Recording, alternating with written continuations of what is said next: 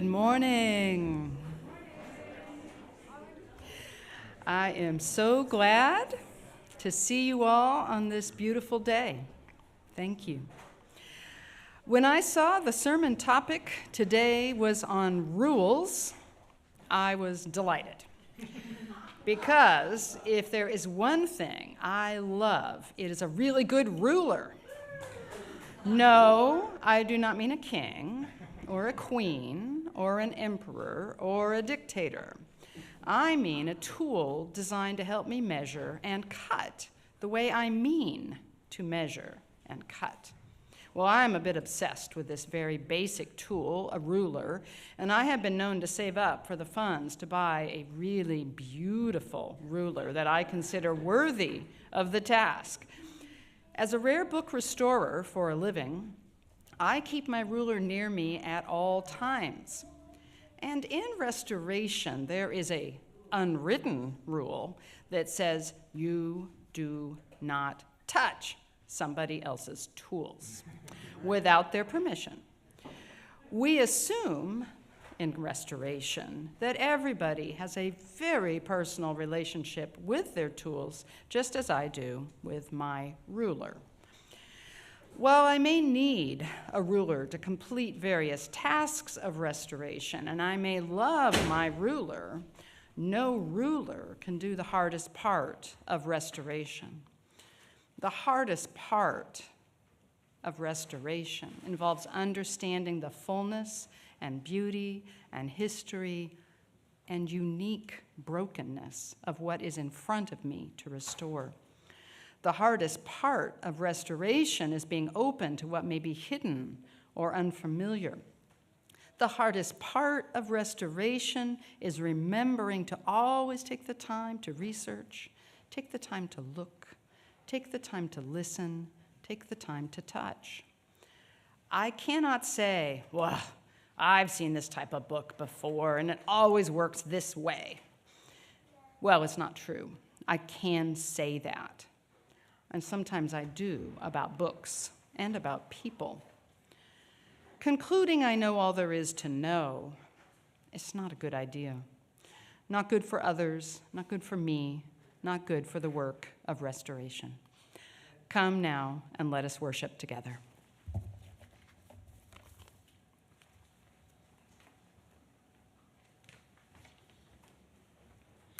Good morning and welcome. I am Kikanza Nuri Robbins, and I'm happy to be worshiping with you this morning. We are lighting the chalice with words from Baltasar Gracian. He lived in the 1600s. He died mid-1600s. He was a Jesuit priest and a philosopher. His best-known book is called The Art of Worldly Wisdom, which he wrote as he mentored young men into the priesthood and into good citizenship in their communities. So this is one of the maxims that he shared. Do not enter where too much is anticipated. It is the misfortune of the over-celebrated that they cannot measure up to excessive expectations. The actual can never attain the imagined. For to think perfection is easy, but to embody it is most difficult. For however great may be a person's virtues, they will never measure up to what is imagined.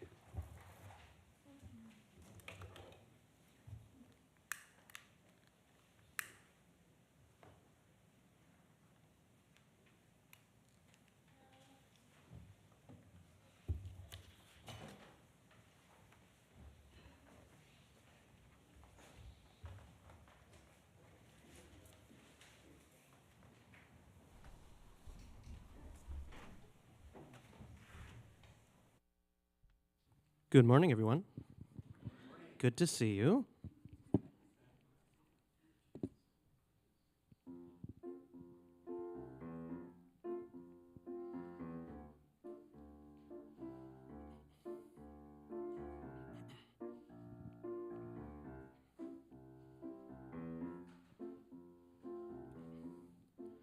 when the night has come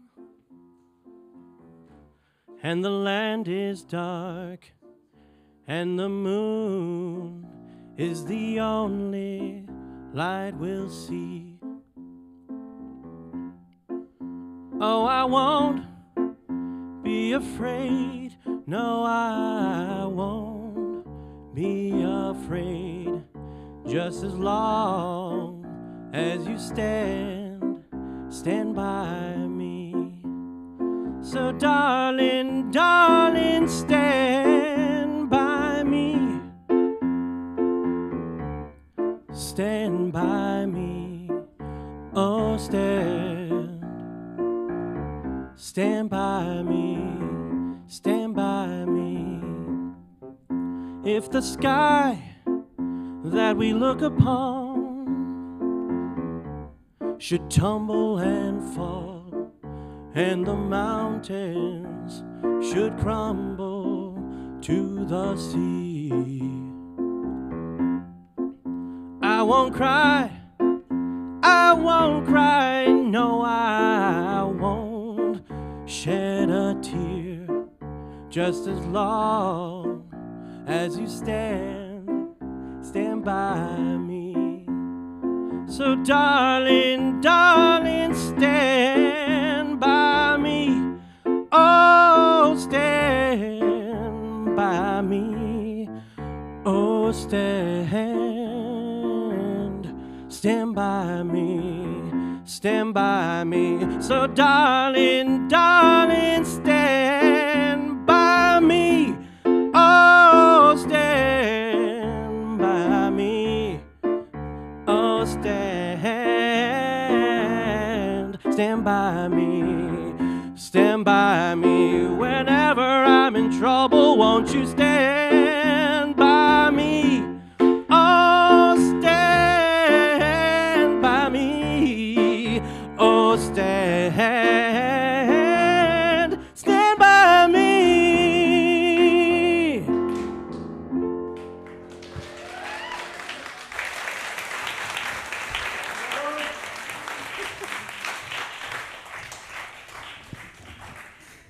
Fantastic, thank you.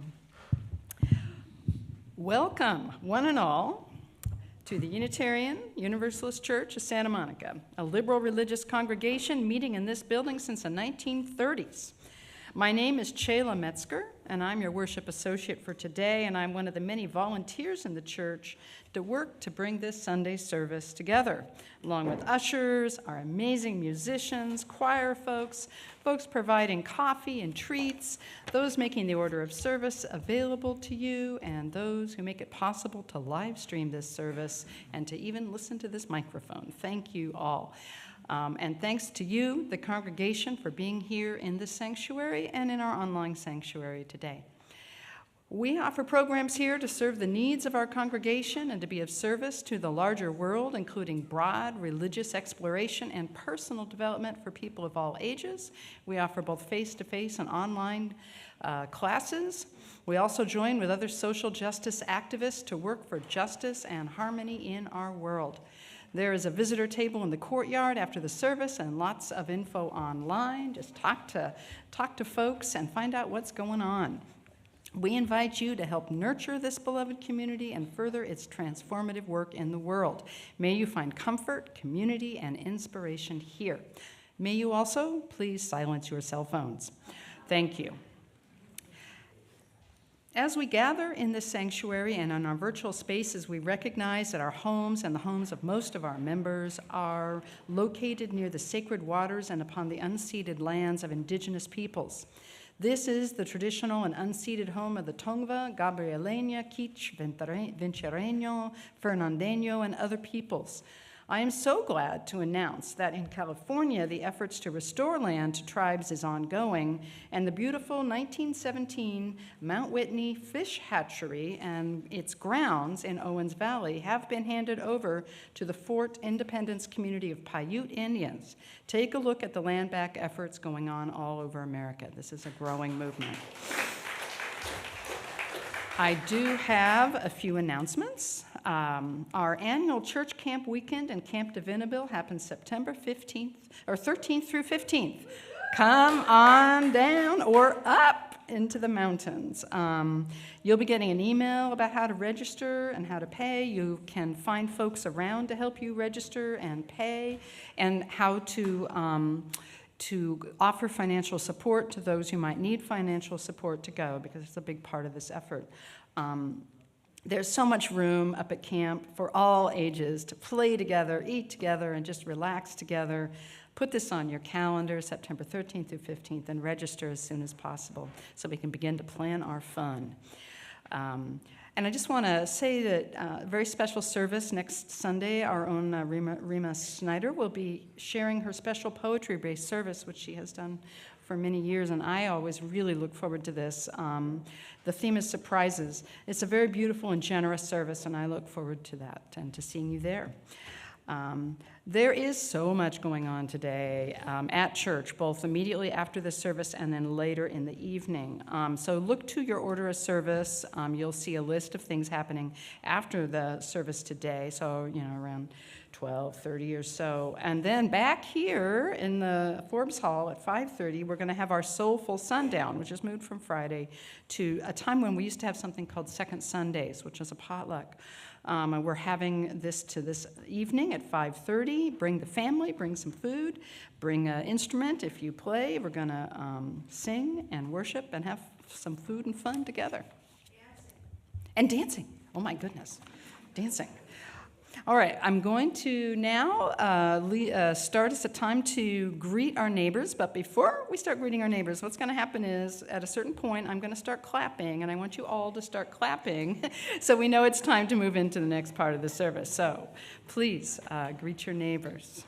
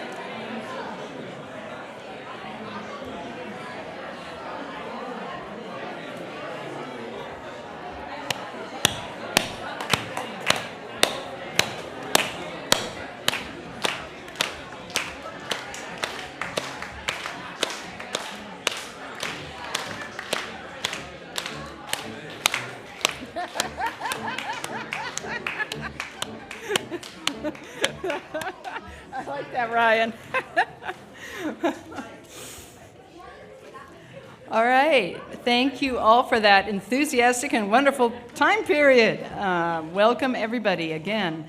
Now we're going to have our opening hymn. Please rise in body or spirit to sing our opening hymn together, number 179 in the gray hymnal. The words will also be up here.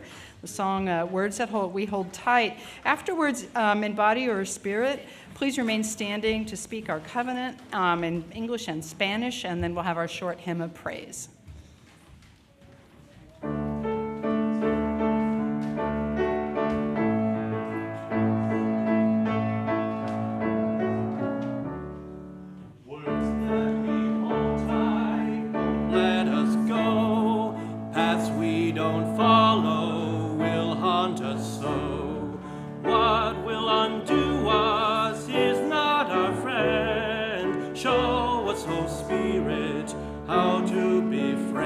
Show us how to forgive to all who live. Show us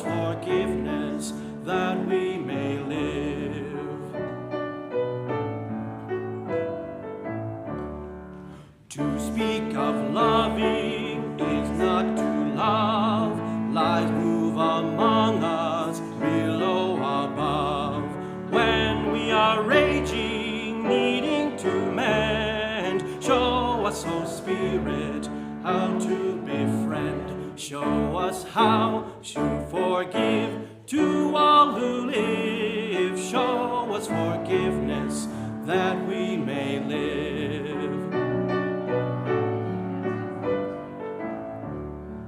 When love is doubtful, choice is not clear, we turn to worship to cast out fear.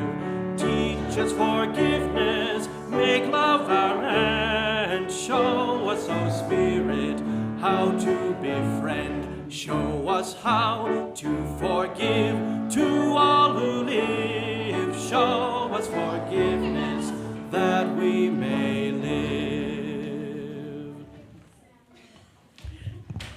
Love is the doctrine of this church. The quest for truth is its sacrament, and service its prayer. To dwell together in peace, to seek knowledge in freedom, to serve humankind in fellowship. Thus do we covenant with each other. El amor es la enseñanza de esta iglesia. Buscar la verdad es su sacramento y el servicio es la oración. Vivir juntos en paz, buscar el conocimiento en la libertad, servir a la humanidad en comunión. Así es como convenimos unos a otros.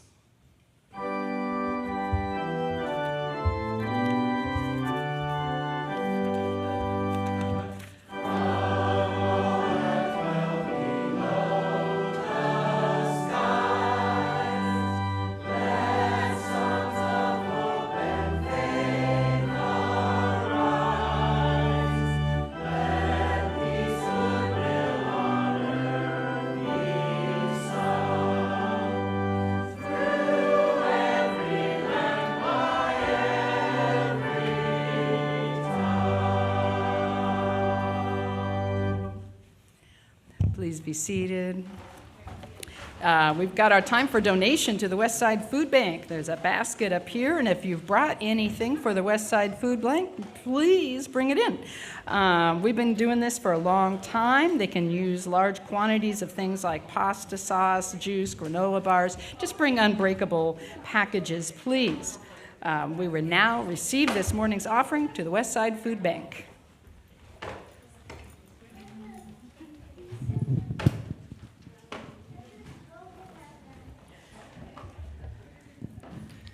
Thank you, everyone, for bringing forward your donations. And kids of all ages are welcome to stay with me up on the steps here for a moment.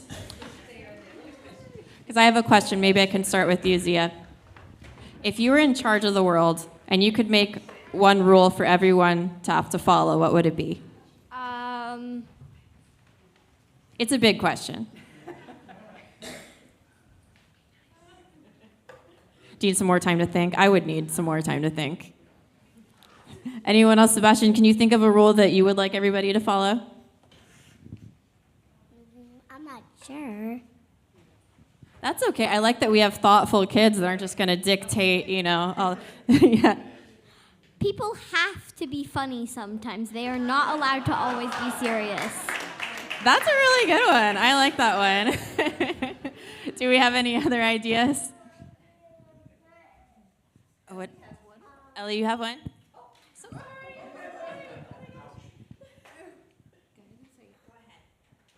Into the theater. Yes.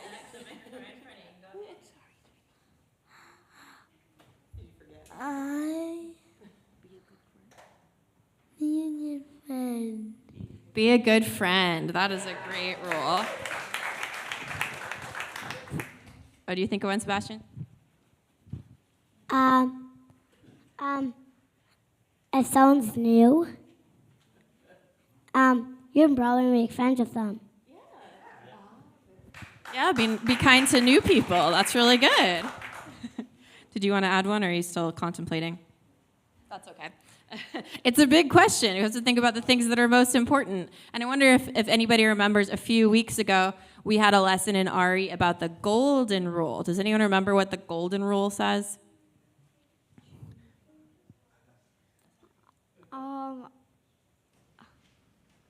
I think I forgot. That's okay. Do you remember? Treat others the way you want to be treated. That's right. And we talked about how how all the different faith traditions that we see represented around here, they all have different versions of the golden rule. So there's another version of that rule that I know. It's treat others the way they want to be treated. That's really good, yeah. Because people are different from us, right? They might have their own wishes for how they want to be treated.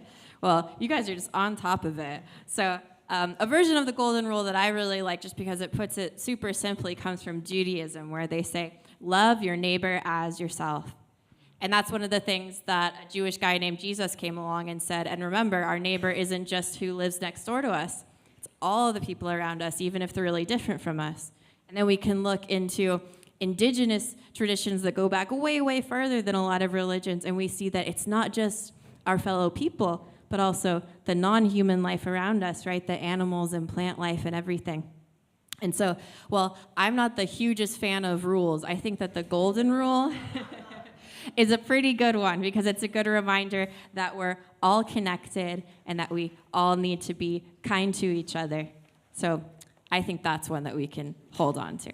So let's go ahead and we'll sing our song all together, and then we can go do some more learning together in RE.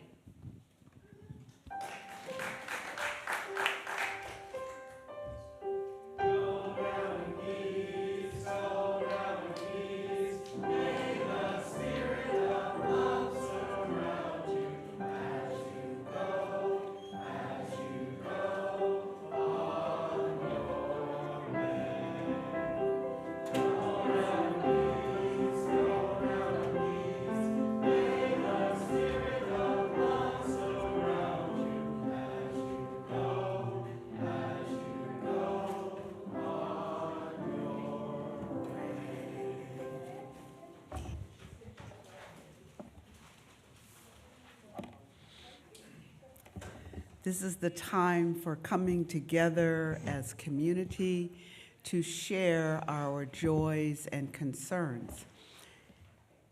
It's a time for reminding ourselves that we are part of a community, and joys shared multiply, and concerns shared make them a little easier to bear. I think that there is much joy and concern in our world. We had this week, for the first time in decades, an attempted assassination, and it's disturbing on many levels. And so we want to hold that idea, hold those people in the light, hold the thought that violence is not the answer. Many of you may remember, of course, know Pam and Rick Teplitz, and many of you remember their older son, Jordan, who grew up here in this church. Well, he's 42 now, and he's living in Seattle. And last year, he developed a very rare autoimmune condition that has not gotten better. So he was admitted to the hospital this week. Pam is in Seattle to advocate for him and to help him. And they are hoping that his stay in the hospital will stabilize him and manage his pain. So Pam says it's a sad and scary situation, but it's not life-threatening, but it's awful. And so let us hold Jordan and his family in the light. You all may remember our longtime member, Liza Kranis, who was active in so many ways in our church. Her husband died recently, and the service for Alan Kranis will be on Saturday, August Saturday, August 17th at 2 p.m. There'll be a reception afterwards. You are all invited and encouraged to attend. And in the meantime, to send your greetings and words of condolence to Liza. There's stuff going on in our community, this congregation. People are disheartened, people are hurt, people are angry, people are leaving, and one way to acknowledge these deep feelings, as Shayla and Jessica already reminded us, is to talk about it and to spend some time thinking about what's happening from other people's perspectives. So there will be 4 opportunities this summer to sit in a reflecting circle so that you can share your thoughts and your feelings and your hopes for the congregation, and you can hear what other people are thinking. We have some wonderful people who will be facilitating these circles: Cheryl Barnett, Gretchen Getz, Denise Helton, and Karen Shue Patterson. And so we hope that you will come. There will be some here on site and some in Zoom. So you have options for time and options for place. So we hope that you will come. It's not going to be a question and answer kind of thing, just opportunities for people to speak from their hearts to the hearts of their friends that are in the circle. The comments will be summarized without attribution, so you're not going to read, well, he said, and she said, and then they said. And the comments, your suggestions, your hopes and dreams will be shared with the board when it reconvenes in the fall. So check your emails, check the Thursday blast for the specific dates and places. But remember that next Sunday, 12:30, after service in Forbes will be the first one. It will be upstairs in one of the upstairs rooms. So the dates will be July 21, July 31, August 11, and August 22. July 21 is in Forbes, 31 is on Zoom, it's a weekday, 11 is in Forbes, it's going to be during the service, and 22 will be on Zoom. And those dates will be emailed to you as well. You can check with the office if you forget, or you can email me. So we hope that you come and participate, and we hope that you hold our community and one another in the light as we move through yet another transition. So for all of the unspoken joys and concerns, for all of the thoughts and prayers that are in the recesses of your heart, we pause in silence to hold ourselves and one another in a spirit of prayer and meditation and light, knowing that however alone you feel, we are not alone. This is something that we can do together.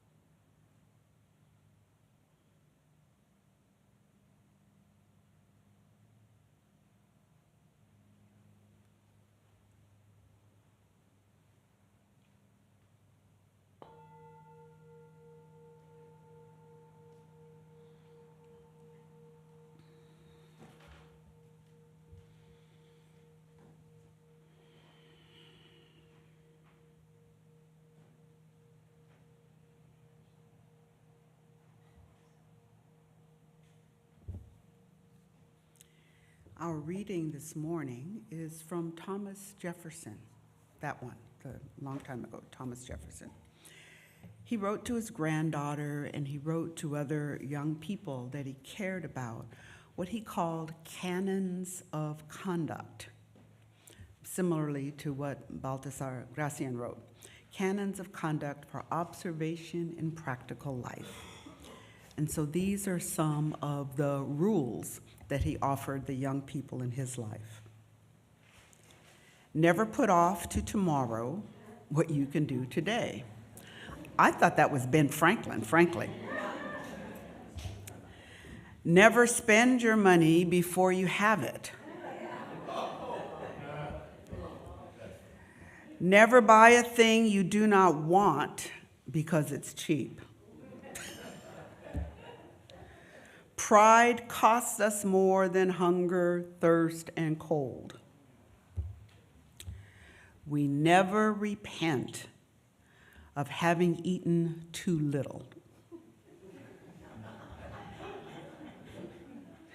Nothing is troublesome that one does willingly. Nothing is troublesome if you signed up and volunteered to do it. Think as you please and let others do the same. When angry, count 10 before you speak, and if very angry, count 100. So, from your laughter, I can tell that they still have application today. So we're talking about rules this morning, life rules. I collect signs, and what I have learned is that for every sign, there is a story. For example, in a hospital, not really waiting area, but congregating area, there was a sign that said, "Do not sit on these tables, they will break." In a gym that I attended, there are two signs. One says, "One member allowed in each shower at a time." And then the other sign said, "The only activity allowed in this sauna is sweating." The most disturbing sign that I've ever read was on the fence that surrounded a public pool, and it said that if you have diarrhea, do not enter the pool.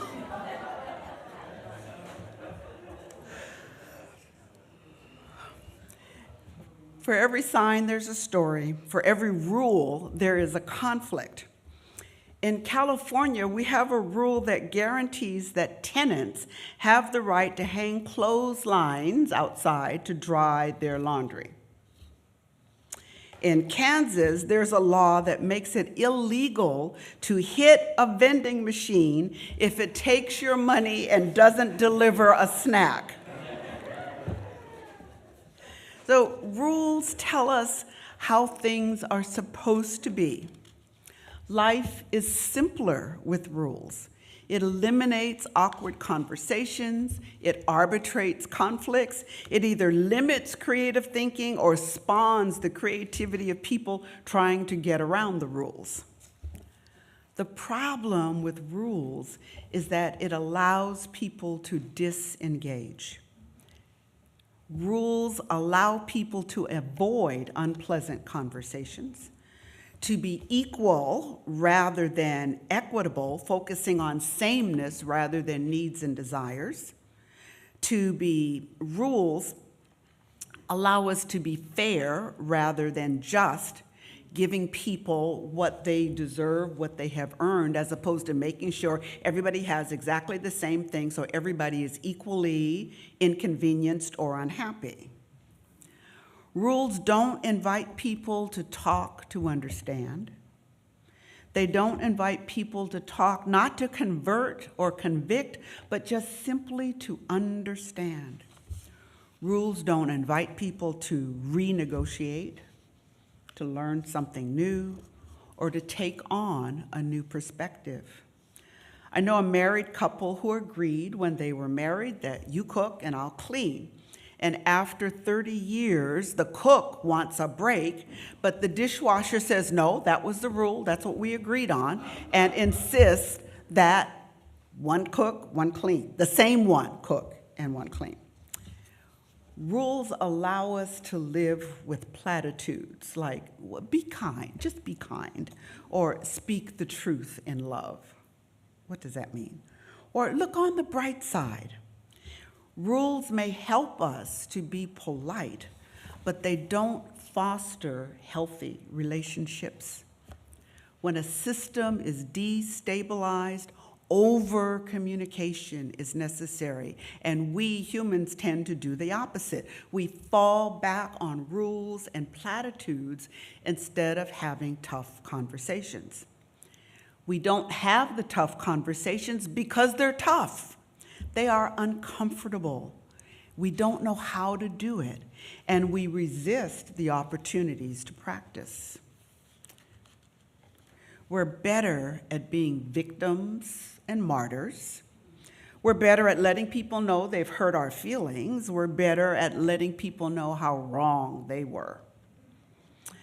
But we aren't very good at listening with our hearts, listening to understand, listening to find common ground. Or we're not so great at telling our stories in a way that other people can get it. We forget, as this child told us, that the rule is not to do what we want them to do to us, but rather do what they want, do what they need us to do. Tell your story so the other person can get it, as opposed to thinking, well, they should have got it. They shouldn't have done it in the first place. See, instead, we make rules and we punish people when the rules are broken. It's part of our culture. The Judeo-Christian tradition starts with the 10 Commandments.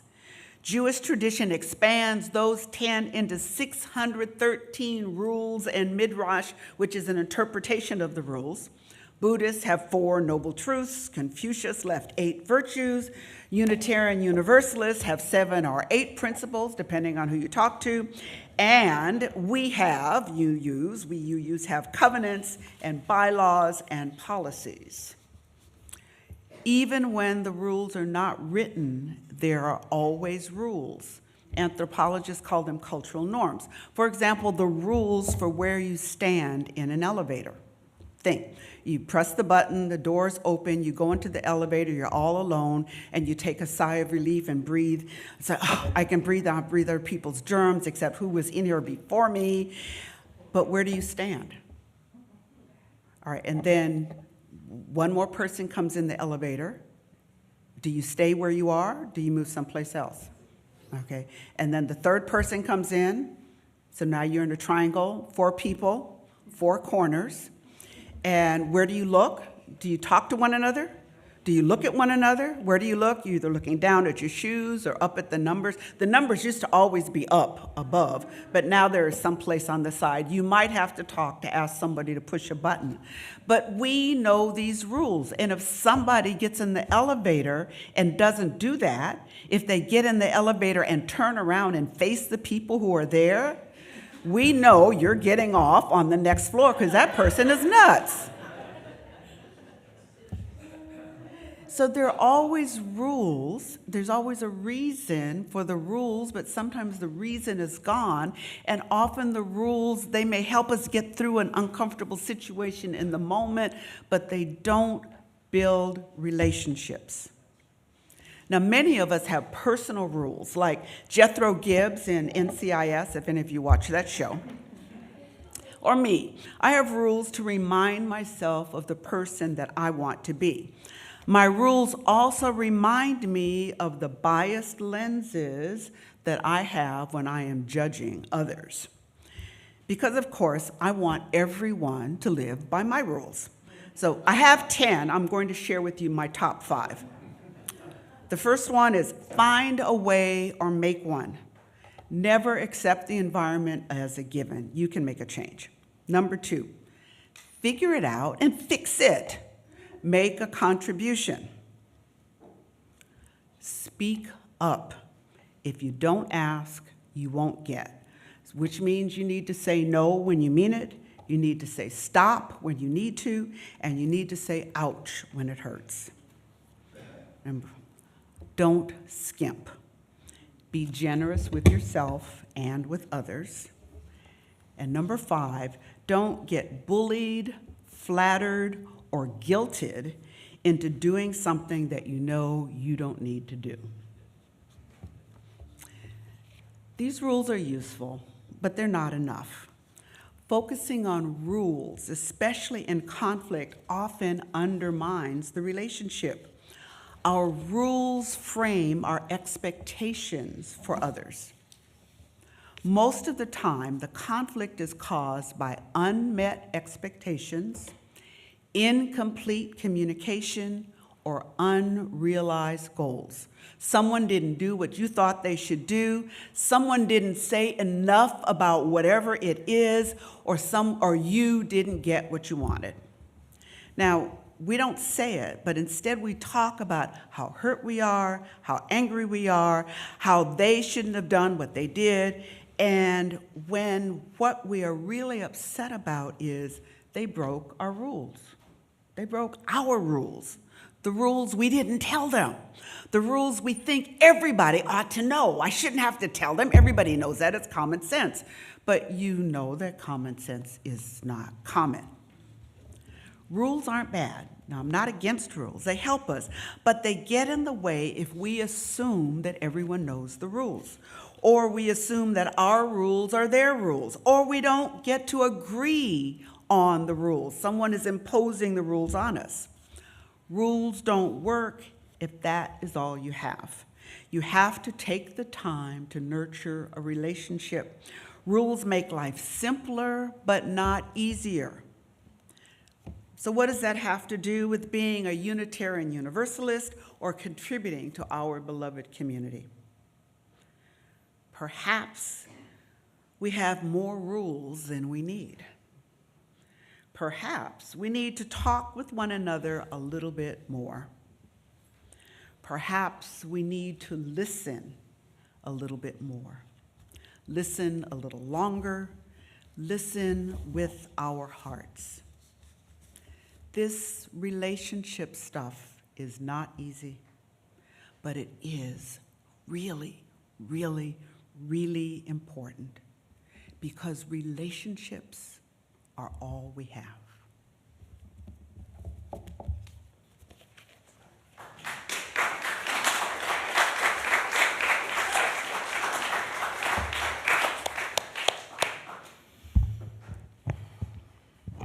Thank you so much, Reverend Kikanza.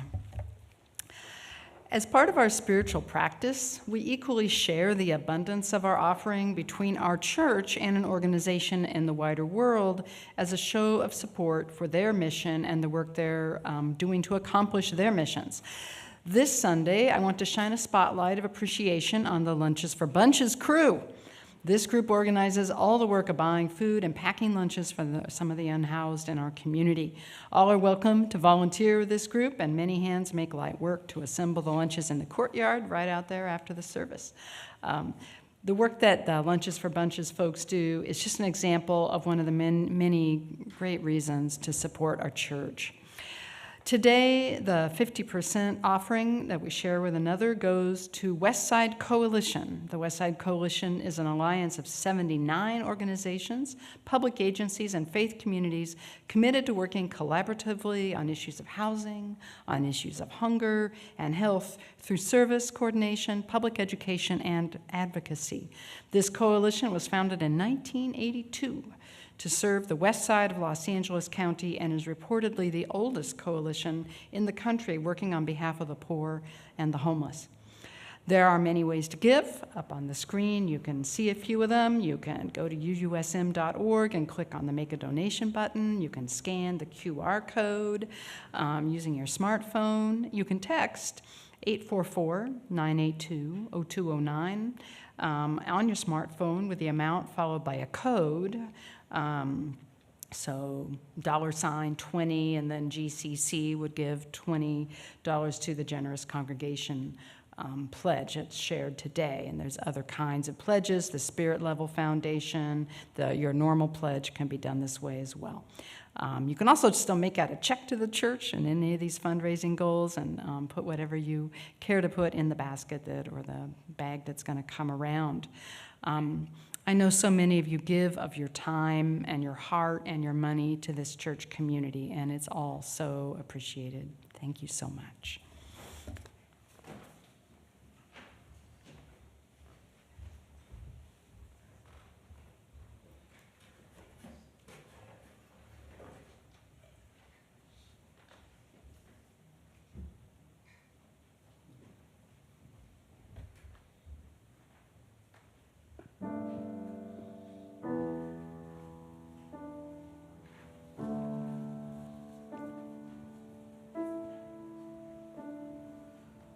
Some only want some shelter, some want a mansion in the sky.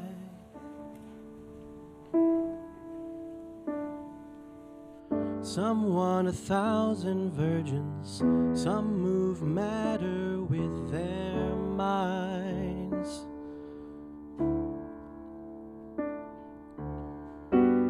And when all the worlds collide, all they know is to divide. And it's easy if they're faceless to hate the other side. And the others caught between are the only ones to bleed. And the ones they leave behind can only sit and cry. Dear God, dear soul, dear Mary, Muhammad, can we all just get along? Can we all just get along? Dear heart, dear life, dear soldier, dear martyr, and where did we go wrong? Can we all just get along? Yeah. Some set fire to crosses, some fight to ride the bus they choose.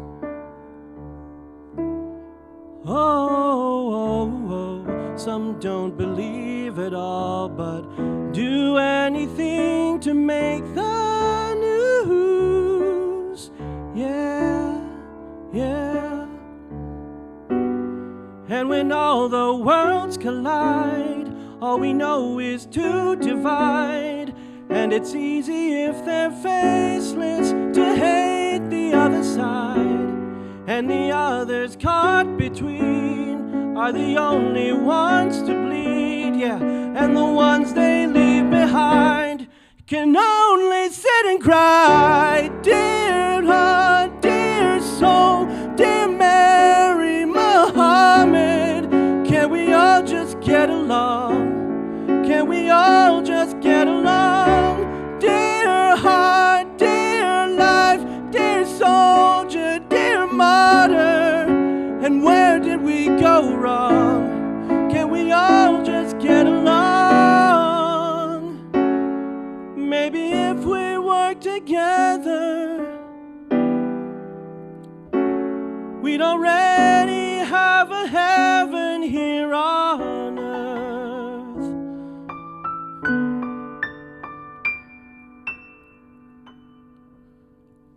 So, dear God, dear soul, dear Mary, Muhammad, can we all just get along? Can we all just get along?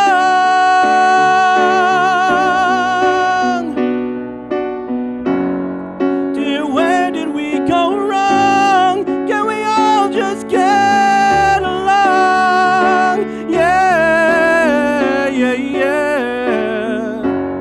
Can we all just get along?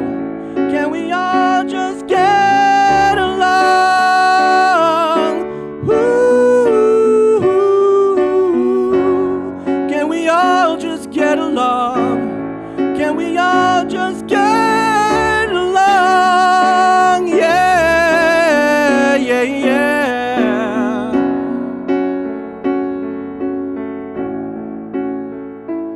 Oh, ooh.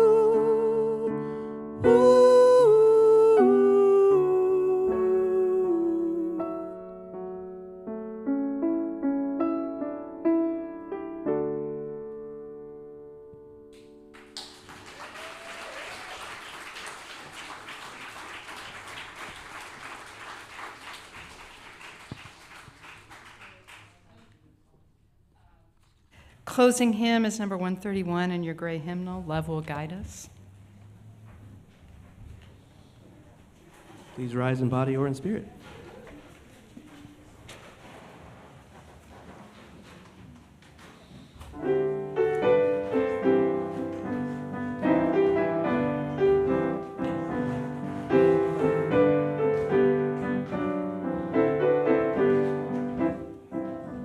Love will guide us, peace has tried us, hope inside us will lead the way on the road from greed to giving.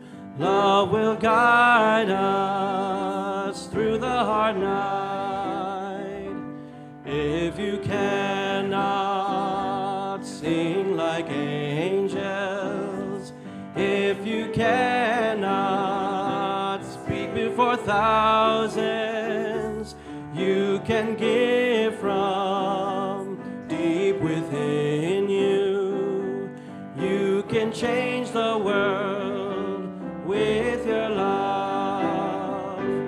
Love will guide us, peace has tried us, hope inside us will lead the way on the road from greed to giving. Love will guide us through the hard night.